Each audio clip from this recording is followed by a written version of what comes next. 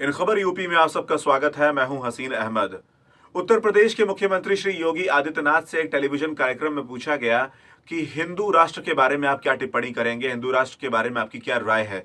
इसके बारे में उन्होंने बताया कि हिंदू कोई मत, मजहब या संप्रदाय नहीं है, बल्कि ये एक सांस्कृतिक शब्दावली है जो भारत के हर नागरिक के ऊपर लागू होती है, चाहे वो हिमालय से आ रहा हो और चाहे वो कन्याकुमारी समुद्र तट के पास रहता हो। लेकिन हम सब के ऊपर ये बात लागू होती है और हम सब हिंदू हैं। उन्होंने कहा कि यह सांस्कृतिक नागरिकता की दृष्टि से अगर देखा जाए तो हम सब हिंदू हैं।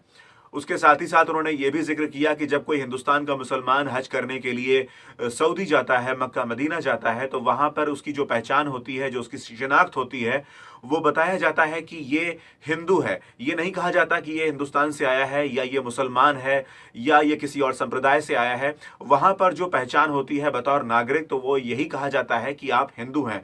हिंदू नाम से ही वहां के तमाम जितने मुसलमान हज करने के लिए जाते हैं उनको संबोधित किया जाता है।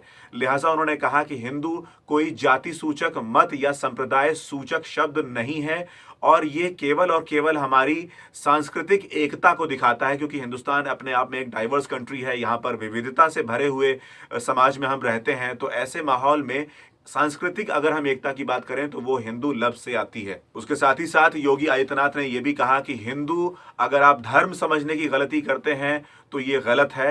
हिंदू धर्म नहीं, हिंदू एक ऐसा लफ्ज है जो कि हम सब के ऊपर लागू होता है और भारत में रहने वाले तमाम नागरिक जो हैं वो हिंदू हैं। इसके साथ ही साथ उन्होंने कहा कि भारत हिंदू राष्ट्र था, हिंदू राष्ट्र है और भविष्य में भी हिंदू राष्ट्र रहेगा।